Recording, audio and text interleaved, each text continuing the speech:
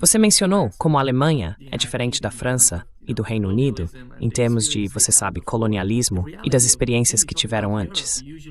A realidade é que quando falamos sobre a Europa, geralmente pensamos ou entendemos que são todos iguais, mas não são. São povos diferentes, nações diferentes, com ideias e histórias diferentes. Mas isso não é realmente valorizado quando falamos sobre a Europa, a realidade das diferenças entre essas nações. Como você vê a unidade entre os europeus, por exemplo, entre a Alemanha e o Reino Unido, ou entre o Reino Unido e a França? Isso vai ajudar? Existe uma unidade real? Vamos ver grandes diferenças quando se trata de como eles enfrentam os Estados Unidos, de como fazer os Estados Unidos entenderem o que a Europa está sacrificando e tem sacrificado até agora.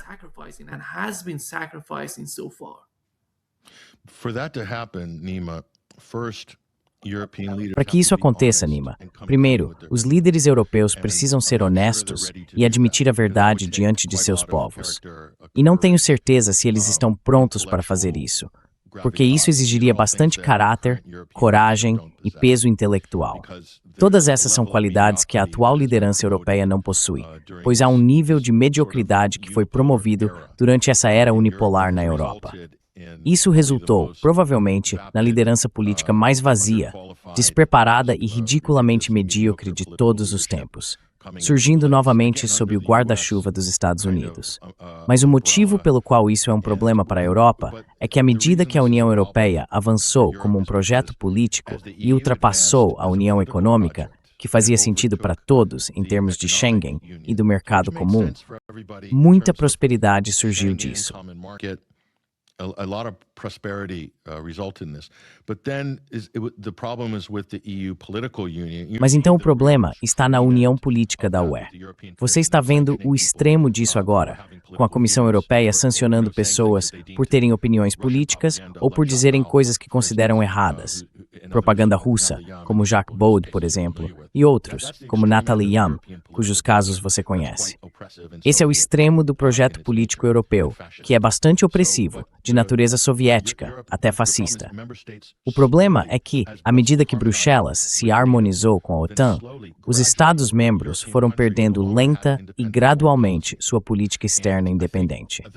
E acho que a grande mudança aqui, e isso é interessante, foi quando a França voltou à OTAN em 2009, sob Nicolas Sarkozy.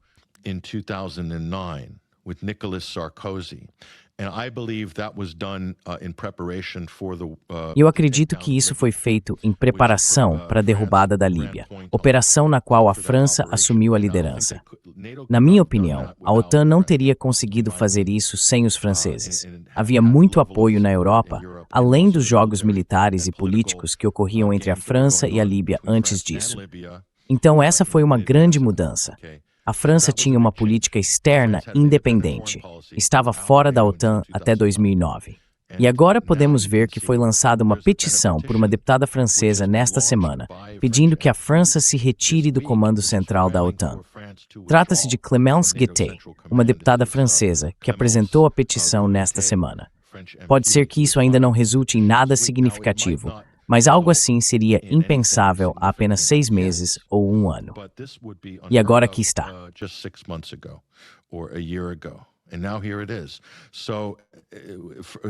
Então, a forma de pensar republicana francesa, ou gaulista, em termos de governança e valores republicanos franceses, está voltando ao centro das atenções como resultado de os Estados Unidos se mostrarem bastante belicosos e cáusticos em suas relações com seus parceiros europeus. Tudo isso tem um custo para os Estados. É que os conservadores não são pessoas muito inteligentes. Os republicanos são completamente sem noção quando se trata de relações internacionais. Então estão em processo de desmantelar a ONU. E é isso que o chamado Conselho da Paz é, no fim das contas. É uma forma de contornar o direito internacional, essa coisa do Conselho da Paz em Gaza, criada por Trump. E também, obviamente, para encobrir o fato de que os STCs são co-beligerantes com Israel em um genocídio em andamento. Quero dizer, é inconveniente. Zetuas twin this court intentioning heat. They're attacking the International Court of Justice. They're sanctioning the ICC. They're sanctioning members of the UN. Eles estão sancionando o TPI. Estão sancionando membros da ONU, como Francesca Albanese, e falando sobre como o direito internacional acabou, como Stephen Miller. Trata-se da vontade de poder, usando todos esses tipos de tropos fascistas, termos sobre o mundo obesiano. E este é o mundo sobre o qual os Estados Unidos vão governar, o globo. Ao fazer isso, estão puxando o tapete debaixo daquilo que os Estados Unidos, com muito cuidado, por meio de instituições multilaterais, conseguiram dominar, controlar e manter a ordem mundial, a chamada ordem internacional baseada em regras, através de todas essas instituições. Quero dizer, olhe para a OMC. Isso não parece um arranjo tão ruim neste momento, não é? Mas deixaram que basicamente se desintegrasse, e ninguém reagiu imediatamente às guerras tarifárias iniciais de Trump, certo?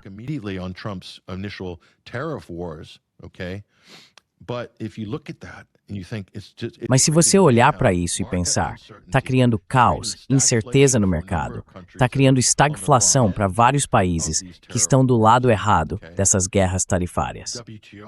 De repente, a OMC parece esse grande bastião de estabilidade. E então as pessoas dizem, é por isso que criamos essa instituição em primeiro lugar. Houve uma prosperidade global sem precedentes como resultado da harmonização do comércio e das relações durante esse período, nos últimos 30 ou 40 anos. E Trump está tentando desfazer isso, desmantelar tudo em um período de 12 meses. E você pode ver os resultados. Os mercados vão reagir. Os mercados vão reagir. Você pode dizer o que quiser na política, pode usar todos os chavões que quiser. Veja o Brexit. O Brexit foi todo sobre essa espécie de revanche, de retomada da glória do antigo império, e a economia britânica afundou depois do Brexit.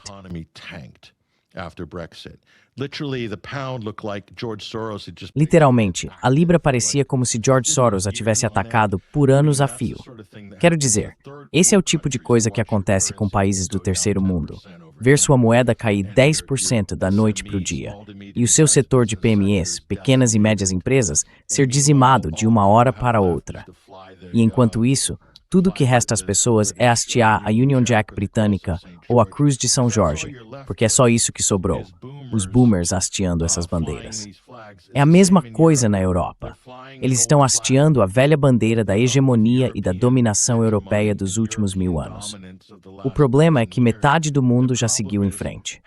E essa é a diferença.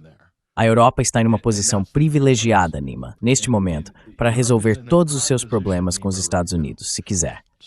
Eles só precisam olhar para o leste, apenas olhar para o leste.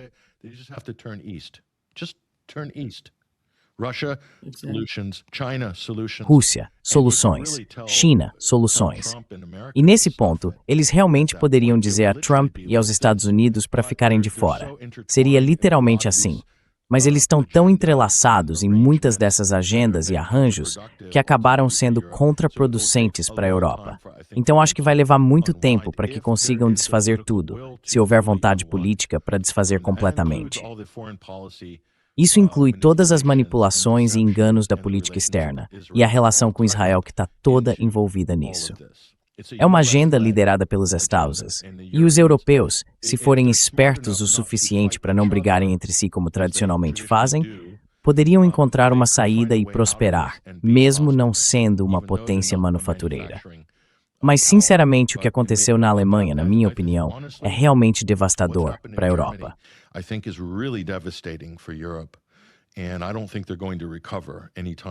E eu não acho que eles vão se recuperar tão cedo. Eles realmente, quero dizer, deram um tiro nos dois pés. E eu acho que a liderança que permitiu que isso acontecesse precisa ser responsabilizada em um nível sério. É preciso que algo precisa acontecer. É necessário haver uma correção política na Europa. Agora temo que se isso significar uma guinada forte à direita, então podemos estar com um pouco mais de problemas. Se você olhar para as guinadas fortes à direita na Europa historicamente, toda a sujeira e toxicidade que vem junto com isso, incluindo racismo, anti-imigração, etnonacionalismo, se for isso que vier com essa guinada à direita na Europa, então isso será extremamente problemático. hugely problematic. And so that's why you see people like Elon Musk and E é por isso que você vê pessoas como Elon Musk e outros bilionários financiando e fomentando a divisão racial na Europa. Isso é benéfico para os Estados Unidos, porque uma Europa dividida e instável permanece vassalizada por esses motivos. Os Estados Unidos manipularam a Europa antes, durante e depois da Segunda Guerra Mundial. E eu acho que também durante a Primeira Guerra Mundial. Os Estados Unidos levaram a Europa à falência. Deram um golpe, e tanto na Europa durante a Primeira Guerra. Colocaram todos em dívida, esvaziaram suas reservas de ouro, que acabaram em Fort Knox. E os Estados Unidos se tornaram uma potência mundial, às custas dos europeus, lutando entre si por quê? Então, esses velhos padrões e hábitos sempre estiveram presentes. E agora você está vendo isso acontecer novamente.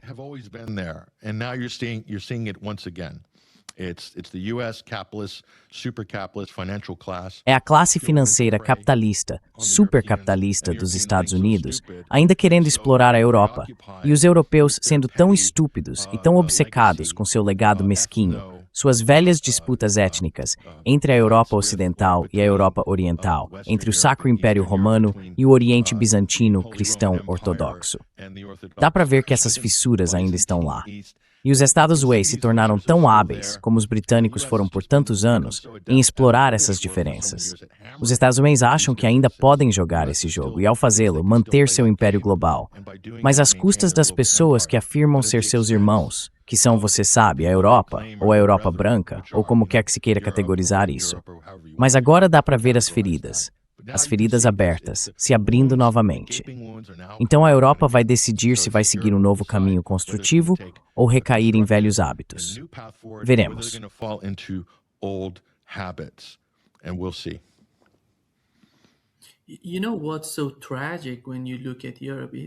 Sabe, o que é tão trágico quando olhamos para a Europa é que cada movimento da política externa dos Estados Unidos na Ásia Ocidental atingiu a Europa com força. No Iraque e no Afeganistão, depois na Líbia, depois na Síria, e a Síria aconteceu recentemente. E o maior de todos, o golpe de mestre, foi a Ucrânia. É inimaginável. Ninguém, absolutamente ninguém, poderia ter previsto quão devastador o conflito na Ucrânia seria. Não sei se o governo Biden estava coordenando isso com os europeus, mas sabemos que quando Biden ficou ao lado do chanceler alemão Olaf Scholz, falando sobre sabotar o gasoduto Nord Stream, Olaf Scholz, na minha opinião, não fazia ideia naquela época.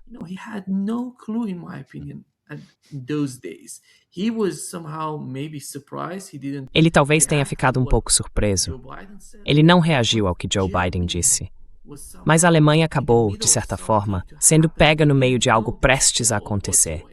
Eles não sabiam a dimensão do que estava ocorrendo. E sabe, depois de 4 anos, dá para ver com o que a Alemanha está lidando, as dificuldades que enfrenta agora. E por quanto tempo eles querem continuar com esse tipo de conceito, eu não sei.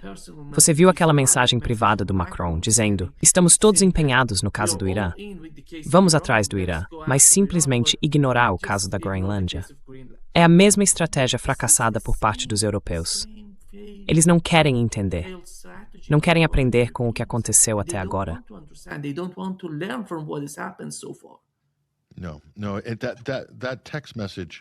Não. Aquela mensagem de texto. Não tenho certeza de quem a vazou, se veio dos Estados Unidos ou da França, porque francamente não sei quem sai pior na história, um lado ou outro. É difícil dizer, mas acho que isso apenas mostra a relação entre os Estados Unidos e a Europa. Como você disse, estamos todos juntos em relação à Síria, estamos todos juntos em relação ao Irã. Temos o secretário do Tesouro dos Estados Unidos, Scott Bassett, declarando abertamente em seu vídeo publicado no X, bem como no Fórum Econômico Mundial, que está muito empolgado por terem colapsado a moeda e a economia iranianas, e que isso causou muito sofrimento. Ele está realmente empolgado com muito sofrimento.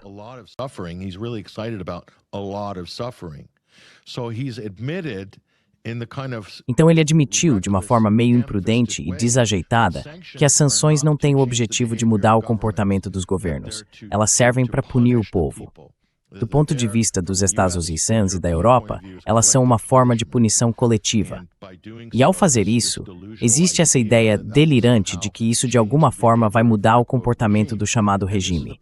E esse é o problema. Você tem essas pessoas entrando no governo, nomeadas a partir de um histórico em Wall Street. Elas não sabem nada sobre relações internacionais, nada sobre diplomacia. Simplesmente chegaram, receberam as chaves desse destroyer naval superpotente que é o Tesouro dos Estados Unidos e decidiram atacar qualquer alvo que escolhessem.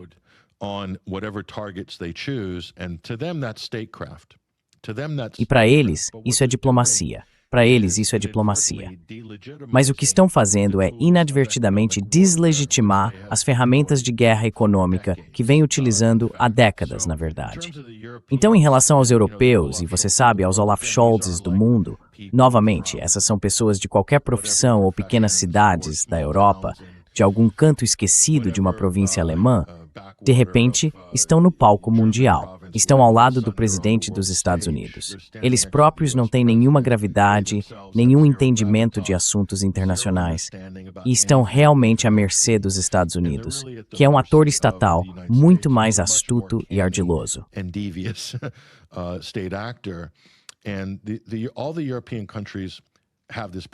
E todos os países europeus têm esse problema, que é o fato de a Europa ainda estar lutando com suas questões de identidade.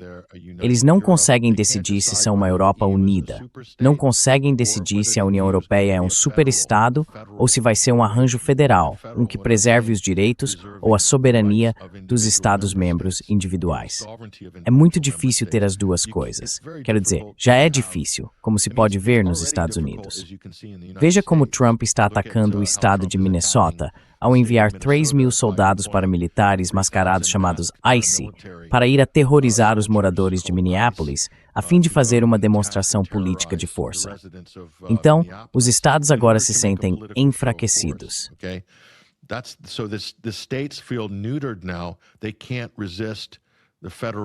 Eles não conseguem resistir à interferência federal, nem ao abuso de poder federal, porque os direitos dos estados nos Estados Unidos foram sendo corroídos por decretos executivos ao longo dos anos.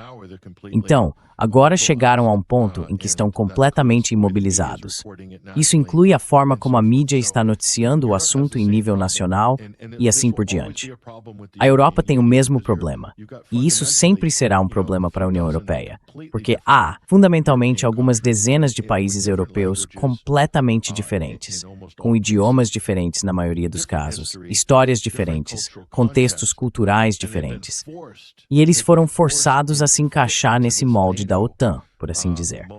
Bruxelas, na verdade, não tem um molde. Está tentando impor algum tipo de estrutura sobre esses estados individuais.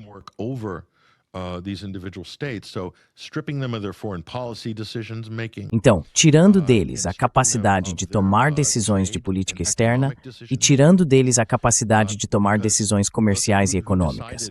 Porque, veja, quem decidiu que a Europa seria dependente da energia dos Estados Unidos? Quero dizer, isso não foi votado, mas as pessoas estão pagando por isso. E estão pagando economicamente, socialmente e hipotecaram o futuro das crianças europeias. O futuro da vida adulta delas foi hipotecado por essa espécie de geração boomer envelhecida, obcecada em acumular e proteger sua própria riqueza pessoal, seus fundos de reserva, certo? Eles condenaram as gerações futuras a uma pobreza maior, menos independência, menos liberdade de expressão. Estão basicamente entregando-as a uma tecnocracia.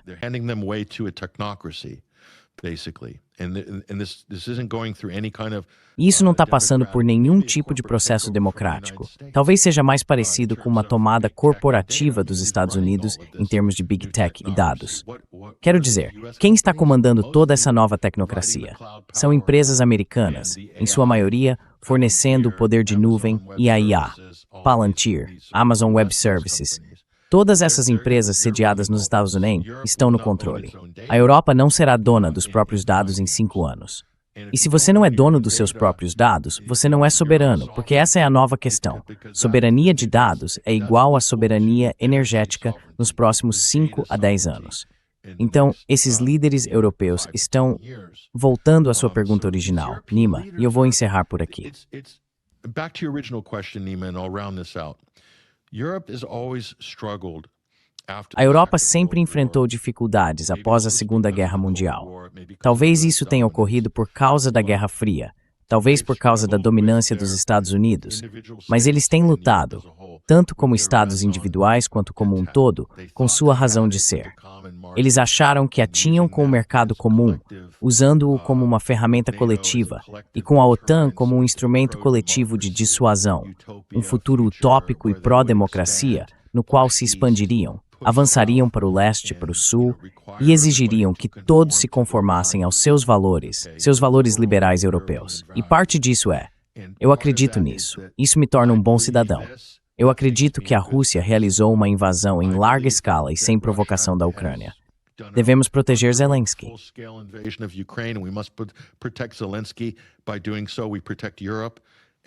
Ao fazer isso, protegemos a Europa.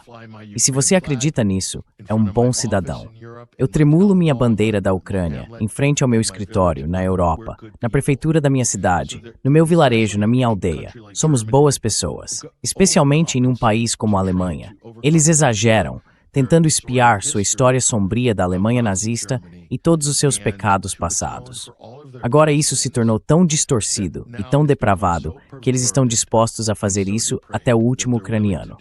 Eles querem espiar e demonstrar sua virtude de forma tão intensa que estão dispostos a espiar seus pecados passados até o último ucraniano. E pior, até o último palestino.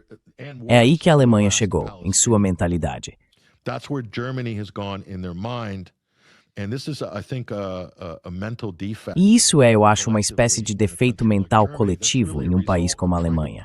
É realmente o resultado da tentativa de provar que são pessoas boas.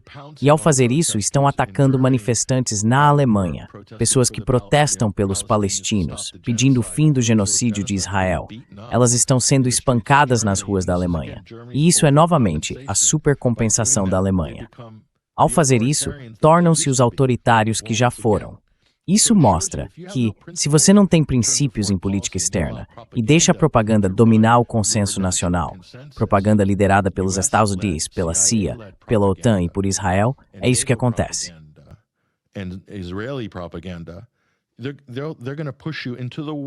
Eles vão te empurrar para a pior posição possível, onde você se torna exatamente aquilo de que historicamente estava fugindo. Acho que essa é uma boa avaliação de onde a Alemanha está. Igualmente tolo, e de forma bastante surpreendente, foi o fato de Finlândia e Suécia permitirem que a campanha de medo e histeria nos primeiros dias do conflito na Ucrânia, em 2022, forçasse um referendo emocional, levando-os a abandonar sua neutralidade e se tornarem países de linha de frente da OTAN. Isso não os torna mais seguros, muito pelo contrário. E a justificativa deles bem, precisamos nos proteger contra a ameaça russa.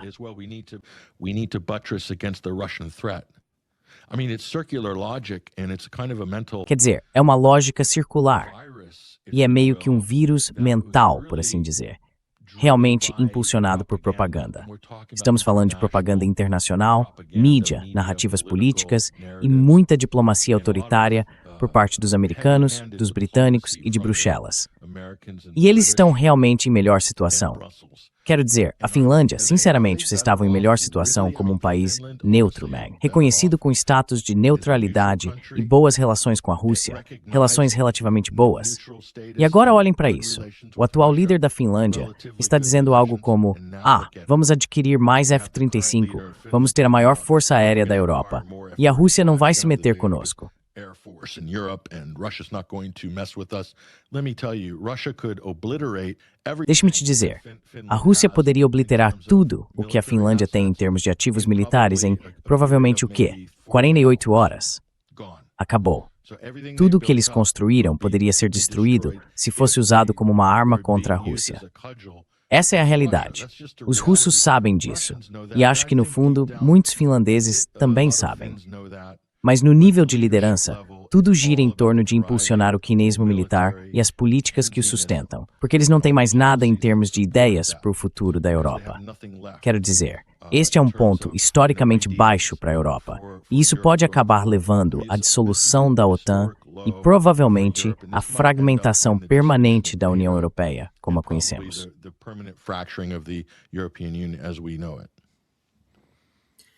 Patrick, Patrick, mudando um pouco de assunto para o que está acontecendo nos Estados Unidos sob o governo Trump. Depois de um ano, vemos você mencionou o caso de Minneapolis. E o que está acontecendo com o governo tentando forçar as pessoas a se comportarem da maneira que eles querem? Qual é o seu entendimento sobre a política de Donald Trump na Ásia Ocidental? Estivemos à beira de uma nova guerra? Ainda estamos à beira de uma nova guerra aqui no Irã? Eles estão se preparando. Vê-se muitas armas sendo movimentadas pelo país, o exército se preparando para tudo. E sabe, com quem quer que você converse, principalmente autoridades iranianas, eles dizem que estão preparados, que estão se preparando ainda mais para lutar contra os Estados Unidos. Mas afinal, o que o governo Trump, o próprio Donald Trump, realmente quer com uma nova guerra contra o Irã?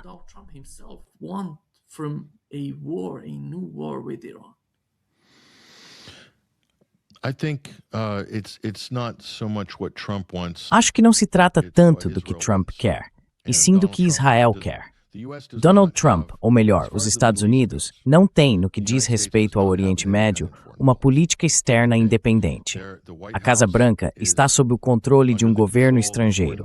Não deveria haver debate sobre isso. Os Estados Unidos realmente não podem tomar uma decisão ou agir sem a aprovação de Bibi Netanyahu, do gabinete do primeiro-ministro de Israel, que então se comunica por meio do lobby israelense e da classe bilionária nos Estados Unidos. Eles possuem o presidente, e ele se colocou à venda para essas pessoas. And he put himself up for sale to these people, and then he basically at that point doesn't really have any. E então, basicamente a partir desse ponto, ele não tem realmente nenhuma independência. Então eles o capturaram e também capturaram sua família. Há muito pouco que Donald Trump possa fazer de forma independente em relação ao Irã. A única coisa que pode acontecer é se houver um lampejo de lógica ou bom senso passando pela cabeça de Trump e de sua administração. Isso só vai ser realmente influenciado por considerações estratégicas. Por exemplo, é o momento certo para atacar o Irã. Devemos esperar? Devemos agir agora? Devemos usar armas nucleares ou apenas convencionais? Essas são as únicas coisas que podem adiar isso. Agora, adiar não é ruim, Nima.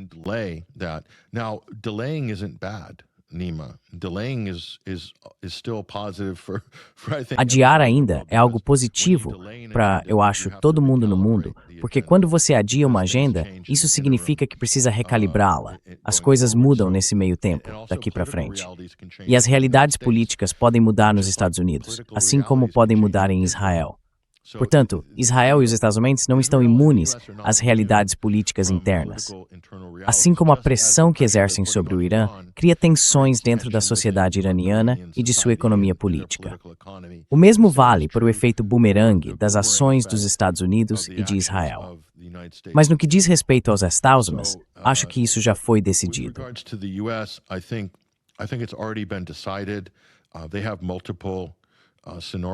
Eles já têm vários cenários acordados para travar uma guerra contra o Irã, mas muitos deles são problemáticos porque, historicamente, os Estados Unidos, inclusive sob Trump, têm sido muito cautelosos em não atacar Israel ou atingir com força qualquer um que possa revidar. Agora, há muito poucos países que se encaixam nessa categoria. Eu diria que a Rússia é um exemplo óbvio. É preciso ter muito cuidado. Eles realizaram todos esses ataques encobertos, muito enganosos, muito sujos e traiçoeiros. O que os Estados Unidos e os britânicos fizeram por meio do regime fantoche ucraniano. Ataques com drones, tentando matar o presidente Putin.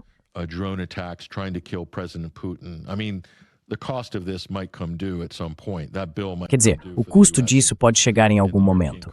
Essa conta pode vir para os Estados Unidos e para os países europeus por se envolverem nesse tipo de ataque terrorista sujo, tentativas de assassinato e coisas do tipo contra uma grande potência nuclear. É estupidez deles fazerem isso. Mas sabe, vamos ver. Então, em relação ao Irã, os Estados Unidos precisam avaliar bem, porque o Irã, assim como a Rússia ou a Coreia do Norte, é um dos poucos países que tem potencial para revidar.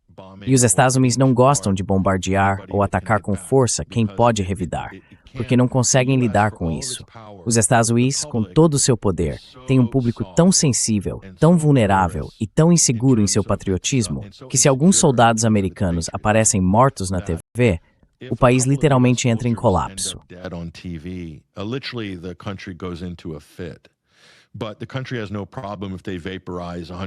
Mas o país não tem problema nenhum em vaporizar 100 mil pessoas em algum país estrangeiro.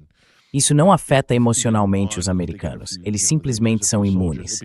Mas se perdem até mesmo alguns soldados, isso se torna uma crise política.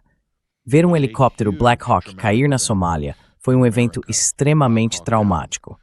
Nos Estados Unidos, Black Hawk Down, esse cenário literalmente dá pesadelos aos americanos, porque rompe a ilusão de invencibilidade com a qual os americanos são criados, por meio da escola e da propaganda desde o nascimento, para acreditar que os Estados Unidos são essa potência invencível.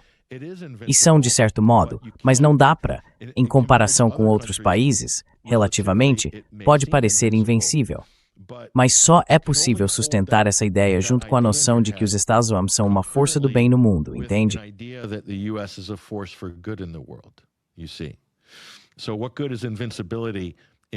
De que serve a invencibilidade no mito nacional se ela não coincide com algum tipo de bondade no mundo? Tipo, os Estados Unidos são essa cidade brilhante sobre a colina, como disse George W. Bush, 1000 pontos de luz. Você precisa disso também. Esse é o outro lado do mito. O governo Trump disse que não acredita nesse lado. Eles acham que você pode simplesmente ser uma força, mas não precisa ser uma força do bem. Basta ser uma força, entende? E isso, nas relações internacionais e na história mundial, é o beijo da morte para qualquer império. Então, desse ponto de vista, não sei o que Trump vai fazer com o Irã e a Ásia Ocidental. Acho que eles poderiam continuar jogando essa carta por vários anos à frente. Provavelmente poderiam realizar ataques periódicos à infraestrutura e tentativas de decapitação da liderança contra o Irã.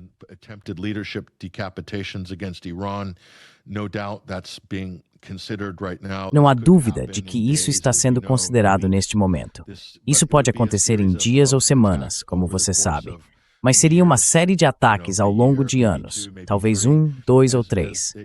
Como vimos na Síria, Nima, eles não vão desistir depois de 15 anos, porque Israel ditou a política dos Estados Unidos em relação à Síria, entende? E, aliás, eles não teriam conseguido provocar o colapso da Síria sem repetidos ataques aéreos israelenses ao longo de mais de uma década. Milhares de missões aéreas. Israel, então, para quem não está familiarizado com o conflito sírio, Al-Qaeda e o ISIS não tinham força aérea. Israel foi, de fato, a força aérea da Al-Qaeda e do ISIS na Síria durante aquele período. Eles atingiam alvos como se o ISIS e a Al-Qaeda tivessem sua própria força aérea. Coordenavam com eles, atacavam alvos, desativavam aeroportos.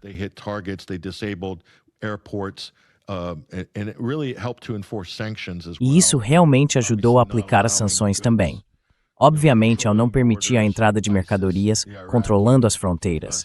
O ISIS controlava a fronteira entre o Iraque e a Síria, explodindo os aeroportos de Alepo e Damasco, nunca permitindo que voltassem a operar e bloqueando rotas comerciais, depois aplicando sanções entre os Estados e a UE. Então tudo isso foi um esforço coordenado. Eles estão tentando fazer o mesmo com o Irã. É esse esforço coordenado de pressão máxima que inclui não apenas sanções, mas também aplicação física. O problema com o Irã é que eles não têm o mesmo nível de controle sobre suas fronteiras. E, obviamente, o Irã também terá dificuldades para protegê-las. Dessa forma, as facções dos Estados e do Kurdistão iraquiano podem usar essas áreas como bases de operação para atacar o Irã, bem como o Azerbaijão.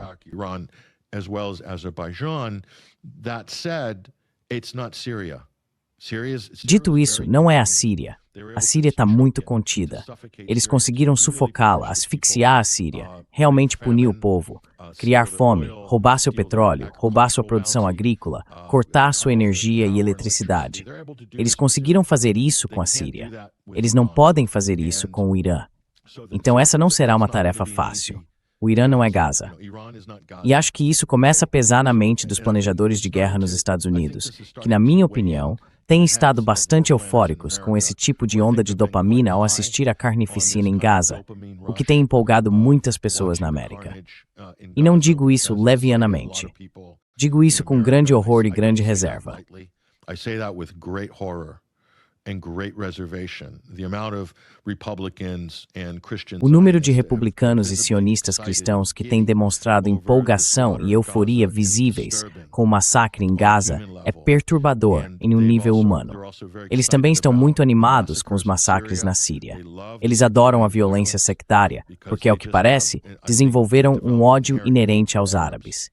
Grande parte disso vem da propaganda impulsionada por Israel e da propaganda pós-11 de setembro. Existe um ódio profundo e visceral aos árabes dentro das máquinas política e midiática dos Estados Unidos, e elas estão tentando cultivar esse mesmo ódio em relação aos iranianos também.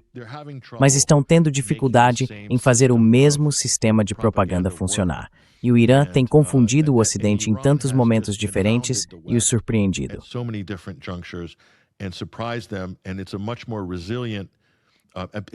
E é um sistema muito mais resiliente. Agora, até os falcões ocidentais reconhecem que o governo iraniano, o governo revolucionário, a sociedade da República Islâmica é muito mais resiliente do que eles imaginavam. Mas nós temos dito isso há anos. Poderíamos tê-los poupado de muito esforço, dor e sofrimento. Então, até onde eles irão? Israel vem dizendo ao público americano que o Irã é como a Síria, só precisa de um pequeno empurrão. Vai desmoronar, pequeno empurrão. E eles realizaram operações incríveis para desestabilizar o Irã, mas não tiveram sucesso. O que isso fez, em vez disso, foi fortalecer cada vez mais a solidariedade dentro da sociedade iraniana. E esse é o efeito oposto.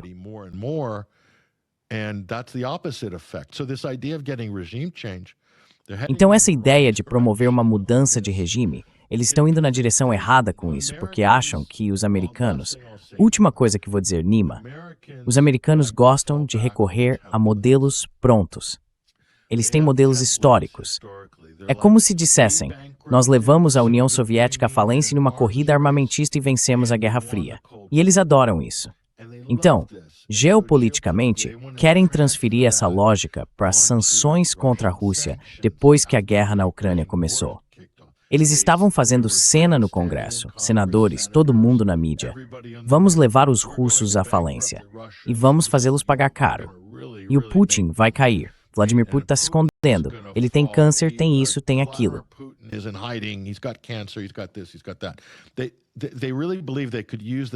Eles realmente acreditam que poderiam usar o mesmo modelo novamente.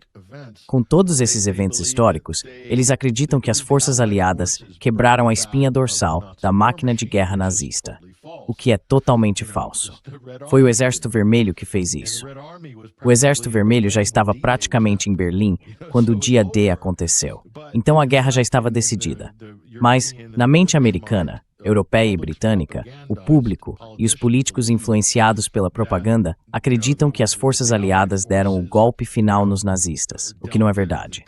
Essa mentalidade molda o pensamento geopolítico atual deles.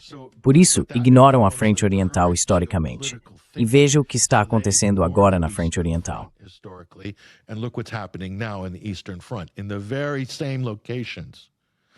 Nos mesmos locais onde o Exército Vermelho quebrou a espinha dorsal da Wehrmacht, nos mesmos campos de batalha, a história está se repetindo. Só que desta vez é uma história que a maioria das pessoas no Ocidente não tem permissão para ver ou discutir, e que nunca chega ao topo do debate público. Acho que eles são realmente vítimas de uma arrogância histórica, uma espécie de arrogância tradicional, tão imersos em sua própria propaganda no Ocidente. E acredito que isso é uma enorme desvantagem, uma grande deficiência política para a Europa, os Estados Unidos e os países membros da OTAN. É por isso que sua política é disfuncional, porque está desmoronando e porque continuam ficando para trás. Seus erros estão se acumulando.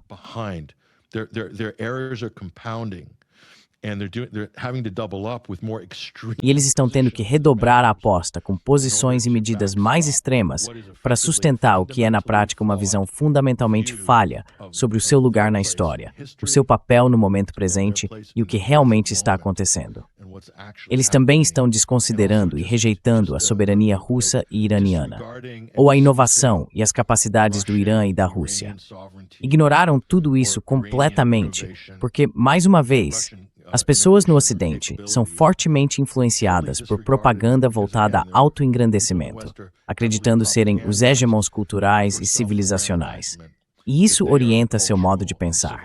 Infelizmente, isso está moldando tanto a política externa quanto a econômica.